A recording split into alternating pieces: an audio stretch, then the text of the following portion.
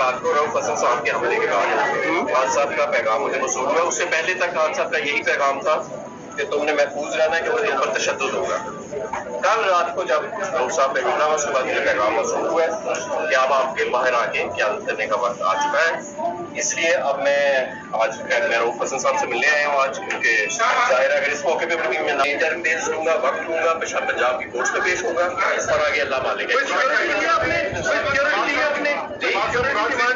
कोई सिक्योरिटी नहीं। कमाल भाई, अब तो मास्क भी उतार दिए, अब कोई हमें बताइए, आज बड़े अरसे बाद आपसे मुलाकात हो रही है। देखें, जब बात ये जबर तक आ जाए और इस तरह नीचे भाई जिस तरह के रऊफ हसन साहब पर हुए हैं, तो फिर मैं नहीं समझता कि अब मैं जा रहा हूँ पेशावर और वहाँ जाके मैं दोबारा अपनी इंटरम जमानत लूंगा और उसके बाद मैं पंजाब की कोर्ट्स में जाके अपना मुकदमा लड़ूंगा। बेकसूर हूँ मैं। जितने मेरे पे 51-52 मेरे पे पर्चे हैं, उनमें से किसी एक पे भी किसी मुकाम पर मैं मौजूद नहीं। कहीं पे मेरे पर पेट्रोल बम डाला हुआ है, कहीं पे पिस्तौल डाली हुई है, कहीं पे शुक्र तोप नहीं डाली हुई। तो ये जो इन्होंने मजाक बनाया हुआ है, ये मजाक अब खत्म होना पड़ेगा। दुनिया हम पे हंस रही है। गुर्बत की लकीर से करोड़ों लोग नीचे चले गए हैं। मुल्क में ना आइन है, ना कानून है, ना इंसानी हकूक है। जगह जगह टीवी चैनलों पे सूट बना के टाउटों को बिठाया हुआ है। अब पार्लियामान में भी आधी पार्लियामान आपकी जाली है, फॉर्म 47 पर है, तो कहने को मुल्क चल रहा है। तो ऐसे तो नहीं मुल्क चलता।